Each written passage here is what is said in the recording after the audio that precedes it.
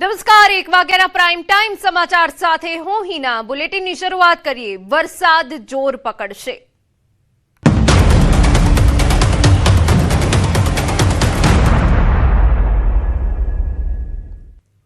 હવામાન નિષ્ણાંત અંબાલાલ પટેલે આગાહી કરી છે 11 જૂને મુંબઈના ભાગોમાં વરસાદની શક્યતા. મુંબઈથી આગળ વધતા ચોમાસાની ગતિ ધીમી પડી જશે. દક્ષિણ ગુજરાત, દક્ષિણ સૌરાષ્ટ્રના ભાગોમાં ગાજવીજ સાથે વરસાદની શક્યતા છે. 16 થી 17 જૂન રાજ્યના કેટલાક ભાગોમાં વરસાદ પડશે. 16 જૂન બાદ સારા વરસાદની શક્યતા છે. ચોમાસું ધીરે ધીરે રફતાર પકડશે. 29 જૂનથી 7 જુલાઈ સુધી ચોમાસું સર્ક્યુલેટ થઈ જશે. વેસ્ટર્ન ડિસ્ટર્બન્સની અસર ચોમાસા પર જોવા મળશે. ભારે પવન વરસાદે ખેંચી લે તેવી શક્યતા છે. આદ્રા નક્ષત્રમાં વાવણી કરવી ખેડૂતો માટે સારી રહેશે. ચોમાસાનું વિધિવત છે આગમન દેશમાં થઈ ગયું છે, ત્યારે હવે ગુજરાતમાં ક્યારે તે આપણે જાણીશું. આપણી સાથે છે હવામાન નિષ્ણાંત અંબાલાલ પટેલ. કાકા, જે રીતે દેશમાં તો ચોમાસાની એન્ટ્રી થઈ ગઈ છે, પણ ગુજરાતમાં ક્યારે અને ભારે વરસાદ સાથે ગુજરાતમાં વરસાદની એન્ટ્રી થશે કે પછી એ સામાન્ય જ રહેશે? 11-12 તારીખમાં મુંબઈના ભાગોમાં વરસાદ થઈ શકે અને મુંબઈના કેટલાક ભાગમાં ગાજવીજ સાથે વરસાદ થવાની શક્યતા રહેશે. પરંતુ ધીરે ધીરે ચોમાસું આગળ વધવાની શક્યતા જોતાં ચોમાસાની ગતિ જે છે એ મુંબઈના ભાગોમાંથી થોડી મંદ પડી જવાની શક્યતા જણાય છે. પરંતુ તે પૂર્વે દક્ષિણ સૌરાષ્ટ્રના ભાગો, દક્ષિણ ગુજરાતના ભાગો અને અન્ય ભાગોમાં, લગભગ પશ્ચિમ સૌરાષ્ટ્રના ભાગોમાં ગાજવીજ સાથે છૂટો છવાયો વરસાદ થવાની શક્યતા રહેશે. ચોમાસાનો વિધિવત વરસાદ લગભગ મૃગશી નક્ષત્રમાં થઈ જવાની શક્યતા રહેશે. તારીખ 8મી જૂનથી દરિયામાં પવનનું બદલાશે. 15મી જૂનમાં ભારે પવન ફૂંકાશે અને તારીખ 16-17 જૂનમાં ગુજરાતમાં કેટલાક ભાગોમાં છૂટો છવાયો વરસાદ આવવાની શક્યતા રહેશે. પરંતુ સારો વરસાદ તારીખ 16 બાદ આવવાની શક્યતા રહેતા આદ્રા નક્ષત્રમાં તારીખ 18થી 28માં વરસાદ આવવાની શક્યતા રહેશે અને ચોમાસુની રફતાર તે ધીરે ધીરે પકડશે અને 29મી જૂનથી 7મી જુલાઈ સુધીમાં રાજ્ય સહિત દેશ સહિત રાજ્યના ઘણા ભાગોમાં ચોમાસું સેચ્યુરેટેડ થઈ જવાની શક્યતા રહેશે. વેસ્ટર્ન ડિસ્ટર્બન્સ છે એ ત્યાંની વિષમ અવધ વિપરીત અસર ચોમાસા ઉપર પડતી હોય છે, કારણ કે ગંગા જમનાના મેદાનો તપવા જોઈએ. પરંતુ હવે વેસ્ટર્ન ડિસ્ટર્બન્સ વચ્ચે પણ ચોમાસું આવવાની શક્યતા રહેશે. 18મી તારીખમાં વરસાદ તો આવશે, પરંતુ આદ્રા નક્ષત્રમાં વાવણી કરવી સારી રહે, કારણ કે આદ્રા નક્ષત્ર 22 જૂનને બેસ્ટ છે.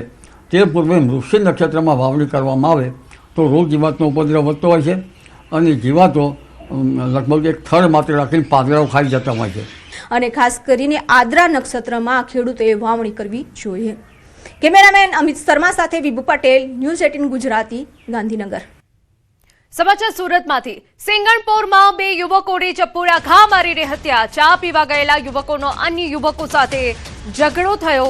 30 વર્ષીય હર્ષિલ પાટીલ અને 25 વર્ષીય ભટ્ટ માળી પર હુમલો. 10 થી 15 જેટલા યુવકોએ હથિયારો સાથે હુમલો કર્યો. બંને યુવકોને ચપ્પુના ઘા મારતા ગંભીર રીતે ઇજાગ્રસ્ત થયા. લોહી લુહાણ હાલતમાં બંનેને સ્મીમેર હોસ્પિટલમાં ખસેડાયા. ટૂંકી સારવાર દરમિયાન બંને મિત્રોના મોત નીપજ્યા છે. સિંગણપોર પોલીસે વધુ તપાસ હાથ ધરી છે. પરિવારમાં શોકનો માહોલ. તો આપને દ્રશ્યો બતાવી રહ્યા છે. 2 મિત્રોની ચપ્પાના ઘા મારીને હત્યા કરવામાં આવી, જેના ફૂટેજ સામે આવ્યા છે. ચા પીવા ગયેલા 2 મિત્રો પર હુમલો થયો હતો. 10 થી 15 યુવકોના ટોળાએ હુમલો કર્યો. આ સમગ્ર મામલે હવે પોલીસે તપાસ હાથ ધરી છે. સિંગણપોરમાં 2 મિત્રોની ચપ્પાના ઘા મારીને હત્યા કરવામાં આવી છે. માત્ર ચા પીવા ગયેલા 2 મિત્રો પર હુમલો થયો હતો તેવી વિગતો સામે આવી છે. કયા કારણોસર આ હુમલો કરવામાં આવ્યો તેની કોઈ સ્પષ્ટ વિગતો નથી સામે આવી, પરંતુ 10 થી 15 જેટલા યુવકોએ હથિયારો સાથે હુમલો કર્યો હોવાની પ્રાથમિક વિગતો છે. ચા પીવા ગયેલા યુવકોનો અન્ય યુવકો સાથે કોઈ બાબતે ઝઘડો થયો. 30 વર્ષીય હર્ષિલ પાટીલ અને 25 વર્ષીય ભટ્ટ માળી પર 10 થી 15 લોકો ત્રાટક્યા. આપને દ્રશ્યો બતાવી રહ્યા છે અને બંને યુવકોને ચપ્પુના ઘા મારતા ગંભીર રીતે ઈજાગ્રસ્ત થયા. લોહી લુહાણ હાલતમાં બંનેને સ્વીમેર ખસેડાયા, પરંતુ ટૂંકી સારવાર બાદ બંને મિત્રો મોતને ભેટ્યા. સિંગણપોર પોલીસે આ 10 થી 15 લોકોને ઝડપી પાડવા માટે ચક્રો ગતિમાન કર્યા છે. પરિવારમાં એક તરફ શોકનો માહોલ છે.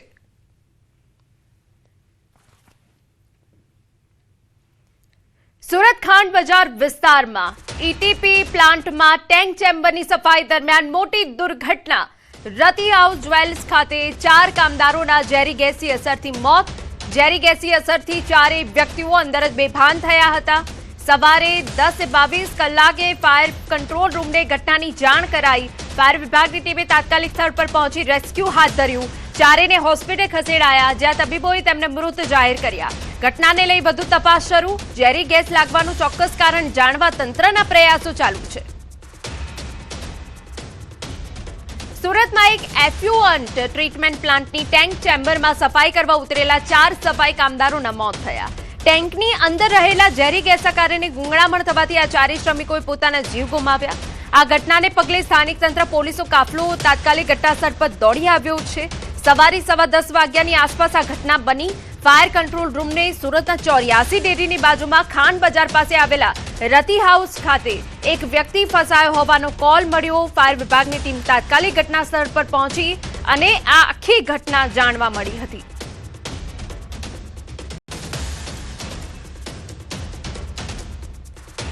સ્થળ ઉપર આવતા આ રહિત કરીને જે છે એ ઇન્ડસ્ટ્રીયલ એકમ છે, જેની અંદર ગોલ્ડ અને ડાયમંડ નું પ્યુરિફાઈંગ નું વર્ક ચાલે છે. તપાસ કરતા 4 વ્યક્તિ જે એમની રો મટીરિયલ હોય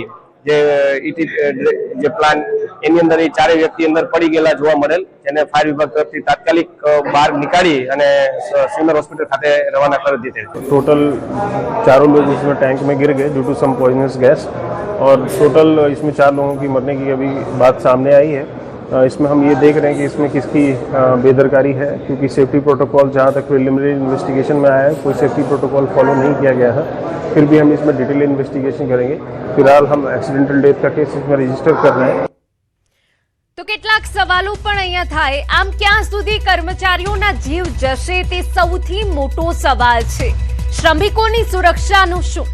સફાઈ દરમિયાન સેફટી નહોતી રખાઈ, આ એક સૌથી મોટો સવાલ છે. સફાઈ માટે જ્યારે ઉતર્યા ત્યારે તેમને સેફટી સાધનો નહોતા આપવામાં આવ્યા. કર્મચારીઓના મોત પાછળ જવાબદાર કોણ? આ સૌથી મોટો અહીંયા સવાલ છે. સંપૂર્ણ વિગતે વાત કરવા માટે અમારા સંવાદદાતા કેતન જોડાઈ ગયા છે. તેમની પાસે તમામ અપડેટ લઈએ. કેતન, આપની પાસે આવવું છે. 4 કામદારોના મોત, જવાબદાર કોણ? આ સવાલ તો અહીંયા ઉભો જ છે. આપની પાસે શું વિગતો છે, શું લેટેસ્ટ અપડેટ? કેતન. જી, ચોક્કસથી વાત કરું તો સુરત શહેરની અંદર ચકચારી ઘટના બનવા પામી છે. અગાઉ પણ ઇફ્લુએન્ટ ટ્રીટમેન્ટ પ્લાન્ટની અંદર મૃતકોની ઘટનાઓ અનેકવાર બનવા પામી છે, પરંતુ વહીવટી તંત્રના માથે સવાલ ઊભો છે. અને રતિ જ્વેલર્સની જે ETF જે ટેન્ક હતી એની અંદર આજે સવારે 10:30 કલાકે 4 જેટલા કામદારો જે ટેન્ક સાફ કરવા માટે ઉતર્યા હતા એ સમય દરમિયાન ઘટના બનવા પામી હતી. અને 4 કામદાર ઉતરતા ફાયર સેફટીના સાધનો વગર કામદારને ઉતારાતા કંપની સંચાલક ઉપર મોટા સવાલ ઊભા થવા પામ્યા છે. ખાસ કરીને વાત કરવામાં આવે તો 4 કામદારો જ્યારે ઇફ્લુએન્ટ ટ્રીટમેન્ટ પ્લાન્ટની ટેન્કમાં સફાઈ માટે ઉતર્યા હતા એ સમય દરમિયાન ઝેરી ગેસના કારણે 4 કામદારો બેભાન અવસ્થામાં જોવા મળ્યા હતા. ફાયરે ઘટના સ્થળે પહોંચી 4ને રેસ્ક્યુ કર્યા અને સ્વીમેર હોસ્પિટલે પહોંચતા કર્યા હતા. સ્વીમેર હોસ્પિટલના જે ફરજ પરના ડોક્ટરે 4 કામદારોને મૃત જાહેર કરતા આક્રોશ જોવા મળ્યો છે. પરિવાર આપણી સાથે છે, પરિવાર સાથે વાતો કરીશું. જે આ ઇફ્લુએન્ટ ટ્રીટમેન્ટ પ્લાન્ટની અંદર તમારા જે સગાવાળા 4 કામદારોના મોત થયા છે, શું કહેશો? એમાં એક મારો મોટા ભાઈ હતા, વિકાસ સોનોને એમનું પૂરું નામ છે. એ રાધે ડાયમંડ જ્વેલરીમાં જોબ પર ગયેલા હતા, એના પછી આ બધું થયું. કેટલા વખતથી આ કંપનીમાં કામ કરતા હતા તમારા ભાઈ? એ તો બીજી ફેક્ટરીમાં 3 વર્ષ જેવા એ એમાં કામ કરતો હતો. શું નામ હતું એ મરી ગયા છે એમનું? વિકાસ સંતોષ સોનવાણે. રહેવાના ક્યાં છે? અમરોલી છાપરાવાડા પંચશીલ નગર. કેટલા વાગે નોકરીએ જવા માટે નીકળ્યા હતા અને તમને કેવી રીતે ખબર પડી? શું કે હું પોતે જોબ પર હતો. તમે પોતે પણ જોબ પર હતા. શું ઘટના બનવા તમે જોઈ તો? ત્યાં મેં હતો નહીં, મેં બીજી ફેક્ટરીમાં જોબ કરું. જે ચોક્કસપણે જે કામદારના જે પરિવારજનોમાં પણ આક્રોશ જોવા મળી રહ્યો છે. ફેક્ટરી સંચાલક રતિ જ્વેલર્સના સંચાલક વિરુદ્ધ લોકોનામાં પણ રોષ જોવા મળ્યો છે. તો પીએમ રૂમ પર હાલ અત્યારે જે મૃતકોના પરિવારોનો આક્રોશ જોવા મળી રહ્યો છે. પોલીસે હાલ તપાસનો ધમધમાટ શરૂ કર્યો છે અને સમગ્ર ચારે ચાર કામદારો જે છે એ કામદારોના હાલ પીએમ અર્થે સિવિલ હોસ્પિટલ ખસેડવામાં આવે છે. દ્રશ્યમાં જોઈ શકો છો પરિવાર ઉપર વીતેલી આફતનો એક ચિતાર જોવા મળી રહ્યો છે. ખાસ કરીને જે આ પરિવારના જે 4 લોકો મરી ગયા છે એ પરિવારજનોમાં દુઃખનું આભ તૂટી પડ્યું એવું ચોક્કસપણે દ્રશ્યો અહીંયા જોવા મળી રહ્યા છે. અને આજે ચારે ચાર મૃતકો છે સુરત શહેરના અમરોલી વિસ્તાર સહિત અલગ અલગ વિસ્તારના હોવાનું પણ બહાર આવવા પામ્યું છે. જે 4 કામદારો જે મરી ગયા હતા એ બાબતે રતિ જ્વેલર્સના સંચાલક ઉપર મોટો સંચાલક જે છે એ સંચાલકે વગર સેફટીએ આ કામદારોને ઉતારતા લોકોનામાં આક્રોશ જોવા મળી રહ્યો છે. અહીં અન્ય વ્યક્તિ છે પરિવારજન, એની સાથે વાતો કરીશું. જી, આ રતિ જ્વેલર્સની અંદર ઘટના બનવા પામી, શું કહેશો? સર, તમે કંપની ચલાવો છો, અમારું કહેવાનું એ જ છે તમે કંપની ચલાવો છો, તમે સેફટી રાખો. આવું અચાનક 4 માણસ જો મરી જાય પછી એના પરિવારને શું આપે છે? તમે આવું રિફાઇનિંગનું તમારું એસિડનું કામ છે તો તમે કંઈ સેફટી રાખો એના માટે. આવા જવાન છોકરા હોય આના માટે આવું થઈ જાય છે તો એના પરિવાર પર શું આપે છે? આ કંપની પર અમે કાર્યવાહી કરશું. અમે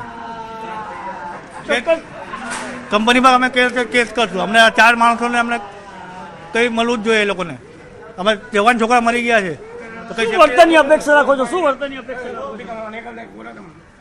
એ માણસ છે એનો એકલો તો એક છોકરો હતો તો એને કેવું લાગે? હવે એકલો માણસ કેવી રીતે રહી શકે? દ્રશ્યમાં જોઈ શકો છો કે પરિવાર ઉપર તૂટી પડેલા આભનો ચિતાર કે જે એક જ પરિવારને જે મોભી ગણાતા વ્યક્તિનું મોત થતા પરિવાર નિરાધાર બનવા પામ્યો છે. હવે લોકો આજે કામદારોના પરિવારોની માંગ છે કે કંપની સંચાલક વિરુદ્ધ ગુનો દાખલ કરી અને યોગ્ય કાર્યવાહી કરી અને મૃતકના પરિવારને યોગ્ય વર્તનની માંગ પણ કરવામાં આવી રહી છે. કે જે પરિવારજન જે પરિવાર પર હાથ તૂટ્યો છે, દ્રશ્યમાં જોઈ શકો છો કે સિવિલ હોસ્પિટલના પીએમ રૂમ ઉપર જે મૃતકના પરિવારજનોનો કાફલો અહીં પહોંચ્યો છે અને આ જે દયનીય હાલત જોવા મળી છે. લોકોમાં આક્રોશ અને આક્રંદ પણ જોવા મળી રહ્યો છે. ખાસ કરીને વાત કરવામાં આવે તો હાલ આ સમગ્ર ચારે ચાર જે યુવકોના જે મૃત્યુ પામ્યા છે એઓનું હાલ પીએમની તજવીજ હાથ ધરવામાં આવી છે અને પોલીસે પણ આ રતિ જ્વેલર્સના સંચાલક વિરુદ્ધ ગુનો દાખલ કરવાની હાલ કવાયત હાથ ધરવામાં આવી છે. પરંતુ કહેવાય છે કે વહીવટી તંત્ર દ્વારા આવી જે ખાનગી કંપનીઓની અંદર સેફટીના સાધનો નહીં હોવા બાબતનો પણ લોકોનામાં એક આક્રોશ જોવા મળી રહ્યો છે. જી બિલકુલ કેતન, બધું અપડેટ આપની પાસેથી લેતા રહીશું. પરંતુ કોકનો ભાઈ છે તો કોકના ઘરનો મોભી છે જે આજે કોકની બેજવાબદારીના કારણે આજે જીવ ગુમાવી દીધું છે.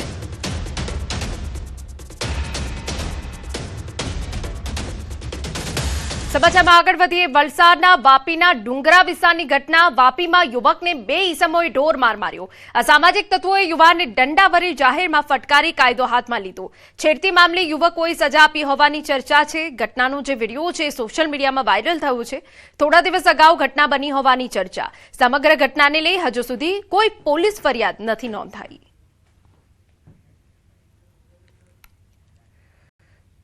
પાટણ શહેરમાં દબાણ હટાવવા ગયેલ નગરપાલિકાની ટીમ પર હુમલાનો પ્રયાસ થયો. જે અંગે નગરપાલિકાના ચીફ ઓફિસરે દબાણ હટાવવાની કાર્યવાહીનો વિડીયો સોશિયલ મીડિયા પર વાયરલ કર્યો છે.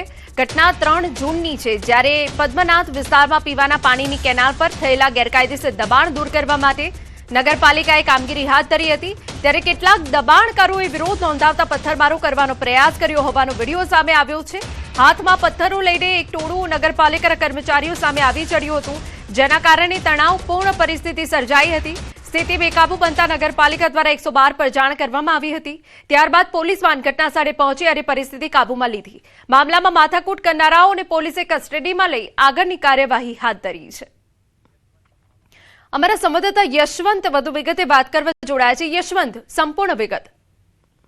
એના જે રીતના પાટણના અલગ અલગ વિસ્તારોમાં અલગ અલગ મુદ્દાઓને લઈને દબાણ દૂર કરવામાં આવી રહ્યા છે. ખાસ કરીને જો વિષયની વાત કરવામાં આવે તો અત્યારે જે વરસાદ આવી રહ્યો છે તે તળાવ જેવા વિસ્તારો છે ત્યાં પણ ઘણા લોકો ગેરકાયદેસર વસવાટ કરીને બેઠા છે. તેવા વિસ્તારોમાં પણ દબાણ દૂર કરવામાં આવી રહ્યા છે. તો બીજી બાજુ વાત કરવામાં આવે તો આ જે પદમનાથ વિસ્તાર છે ત્યાં આગળથી જે પીવાના પાણીની કેનાલ પસાર થઈ રહી છે, જ્યાંથી સમગ્ર પીવાનું પાણી ખાનસરોવરમાં એકઠું થાય છે, એ કેનાલની આસપાસ જે ગેરકાયદેસર રીતે વસવાટ કરતા લોકો છે તેમને દૂર હટી જવા માટે વાત કરવામાં આવી હતી. કારણ કે જે લોકો વસવાટ કરે છે તે આ પીવાનું પાણી અશુદ્ધ કરી રહ્યા છે, ગંદુ કરી રહ્યા છે. તેના માટે કહીને જ્યારે નગરપાલિકા તે લોકોને દૂર કરવાની વાત કરવા ગયા હતા તે સમયે તંત્રની સામે ત્યાંના સ્થાનિક લોકો જે દબાણકર્તાઓ છે તેમને ત્યાંના પુરુષો તેમજ સ્ત્રીઓ તેમના હાથમાં પથ્થરો તેમજ લાકડાના હથિયારો લઈને તેમની સામે માથાકૂટ કરી હતી ને તેમની સામે પ્રયાસ કર્યો હતો માથાકૂટ કરવાનો. આ બાબતને લઈને નગરપાલિકાના તંત્ર દ્વારા તેમજ ચીફ ઓફિસર દ્વારા 112 ને જાણ કરવામાં આવી હતી. 112 દ્વારા ત્યાં આવીને તેમને પોલીસ કબજામાં લેવામાં આવ્યા હતા અને ત્યાંથી માફી મંગાવવામાં આવી હતી. પરંતુ જે રીતના ઘટના સામે આવી હતી 3 જૂનની, તેને લઈને સ્વાભાવિક રીતે જે અત્યારે દબાણકર્તાઓ છે તે દબાણકર્તાઓ કેટલા આક્રોશમાં આવી ગયા છે, ખાસ કરીને તંત્રને કેટલું સામે ભોગવવાનો વારો આવે છે તે પણ આ દ્રશ્યોમાં જોઈ શકાય છે. હિના, બિલકુલ આભાર તમામ વિગતો બદલ.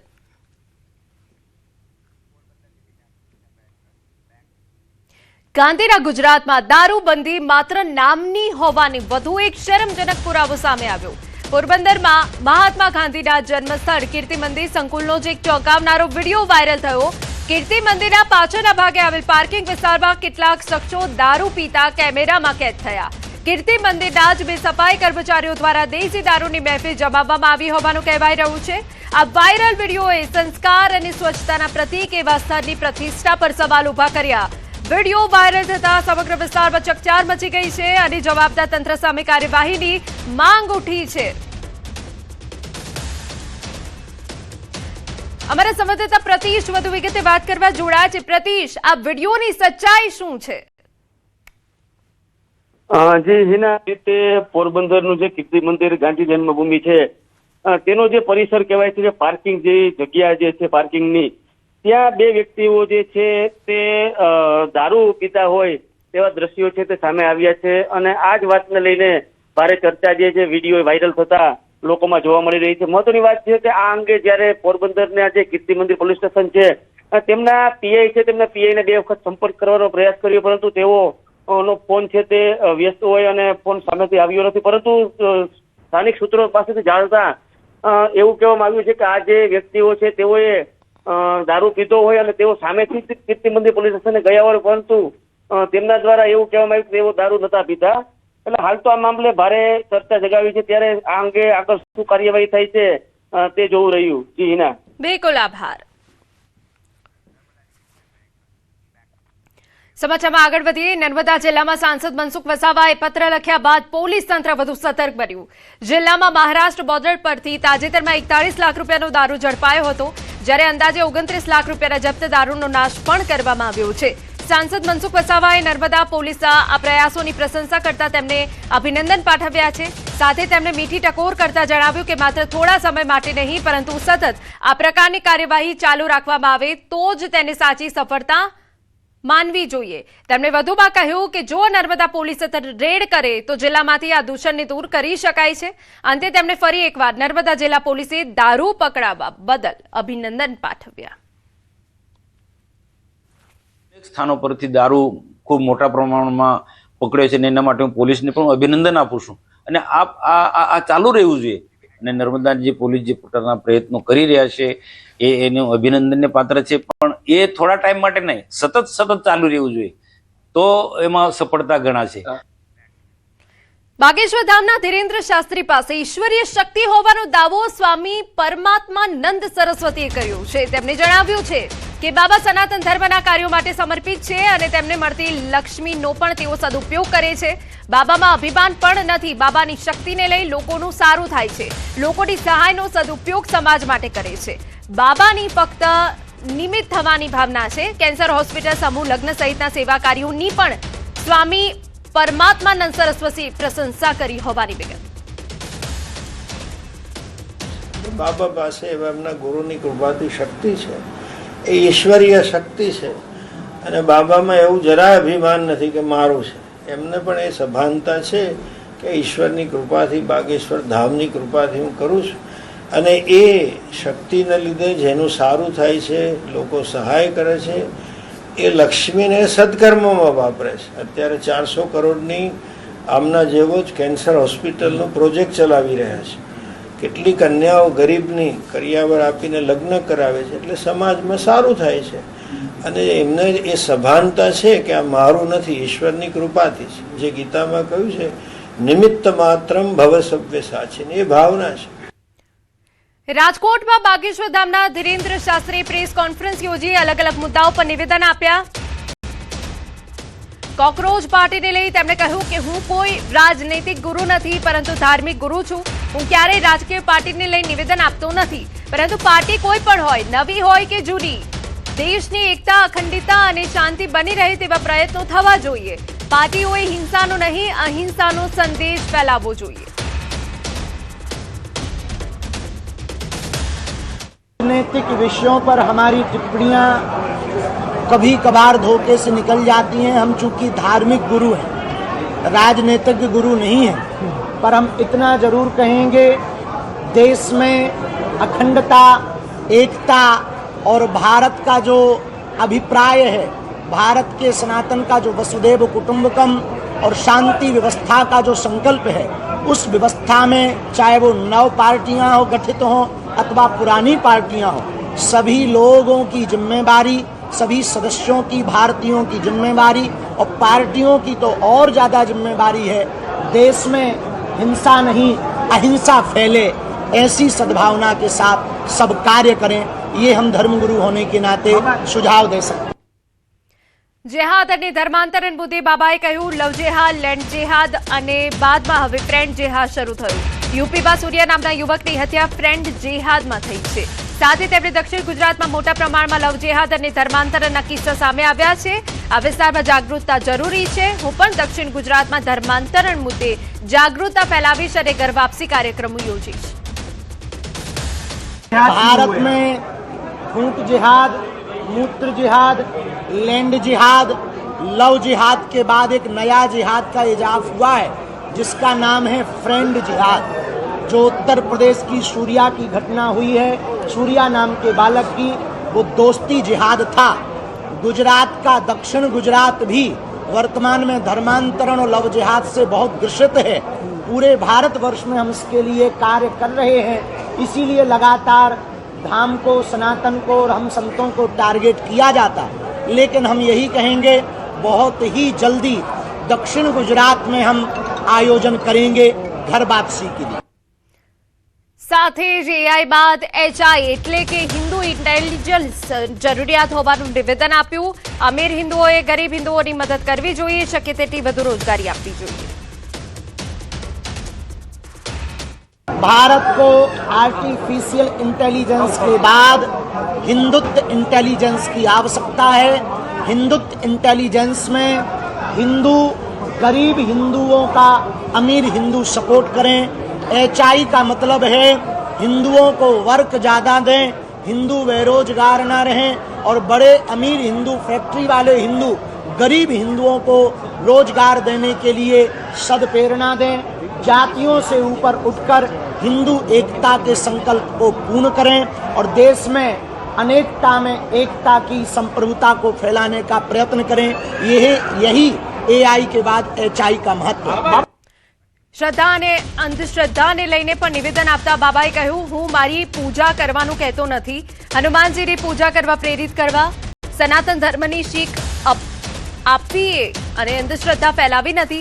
એવું હોય તો ચાદર ચડાવી, મીણબત્તી પ્રગટાવી સહિતની પ્રવૃત્તિઓ પણ અંધશ્રદ્ધા ગણાવવી જોઈએ. श्रद्धा और अंधश्रद्धा में बारीक अंतर है. श्रद्धा का मतलब है जानकर भरोसा करना, अंधश्रद्धा का मतलब है बिना जाने भरोसा करना. और हमने कभी भी अपनी पूजा की बात नहीं की, हनुमान दादा की पूजा की बात की. और यदि भारत में हनुमान चालीसा से जोड़ना, सामूहिक अर्जी लगाना, हनुमान जी के मंदिर जाने का उपाय बताना अथवा फिर हनुमान जी की पूजा बताने का उपाय बताना यदि अंधविश्वास है, तो चादर चढ़ाना भी अंधविश्वास है, कैंडल जलाना भी अंधविश्वास है, और जितने भी फिर इतने अन्य मजहबों के काम हैं वो सब अंधविश्वास है.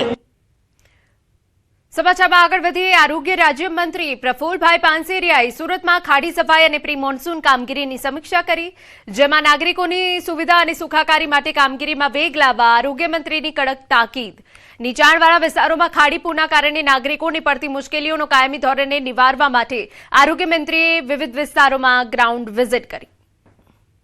તો આરોગ્ય રાજ્યમંત્રી પ્રફુલ પાનસેરિયાએ ખાડી સફાઈ પ્રી મોન્સૂન કામગીરીની અધિકારીઓ સાથે સમીક્ષા કરી જરૂરી સૂચનાઓ આપી હતી.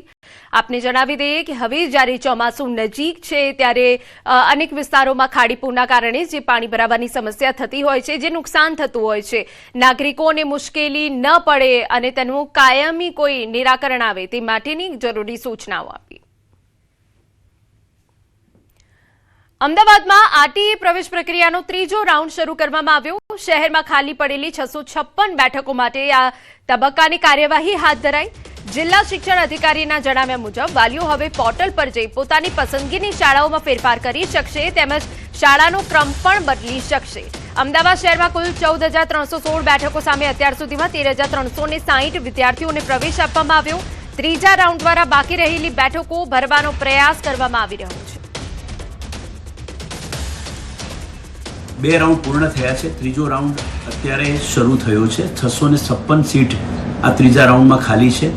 એટલે આપના માધ્યમથી વાલીઓને ચોક્કસ જણાવીશ કે તેઓ પોતાની જે શાળાઓ જે એમને લોકેશનમાં દેખાતી હોય છે અંદર પોતાના લોગિન થવાથી, એમાં એ શાળાની ચોઈસ બદલી શકશે. જેટલી પણ સીટ ખાલી હોય એવો શાળાનો ક્રમ પણ બદલી શકતા હોય છે. શહેરમાં 14,316 જે સીટ છે તેની સામે 13,360 જેટલા આરટીના એડમિશન થઈ ગયા છે અને 656 જે છે એ ત્રીજા રાઉન્ડમાં જે છે એ હવે આ ત્રીજા રાઉન્ડના અંતે ભરાશે. આવતીકાલથી વેકેશન બાદ શાળાઓ શરૂ થઈ રહી છે ત્યારે તે પહેલા જ અમદાવાદ ડીઓ એક્શનમાં આવી ગયા અને તમામ શાળાઓમાં ફાયર સાધનો ઇલેક્ટ્રિક વાયરિંગ ચેક કરવા સૂચના આપી. શાળામાં લગાવેલ ફાયરના સાધનો વર્કિંગ કન્ડિશન ચકાસવા સૂચના આપી. ફાયર એનઓસી હોવી એટલાથી પૂર્ણ ન થાય. શાળાઓ શરૂ થવાની છે, નવું સત્ર શરૂ થાય છે ત્યારે અમારી ટીમને સૂચના આપી છે, શાળાઓને સૂચના આપી છે કે ફાયરનું જે ઇક્વિપમેન્ટ છે એને પૂરેપૂરા ચાલે છે કે કેમ એનું પૂરેપૂરી ચકાસણી કરી લેવી. કે એસી ને કારણે ઘણી વખતે શોર્ટ સર્કિટના બનાવો બનતા હોય છે. દિલ્હીમાં બનેલી ઘટના છે, મુઝફ્ફરપુરમાં બનેલી ઘટના છે. આ બધી ઘટનાઓને ધ્યાને લઈ શાળાઓમાં વિદ્યાર્થીઓની સલામતીને પ્રાથમિકતા આપવા માટે તમામ શાળાઓને સૂચના પણ આપી છે.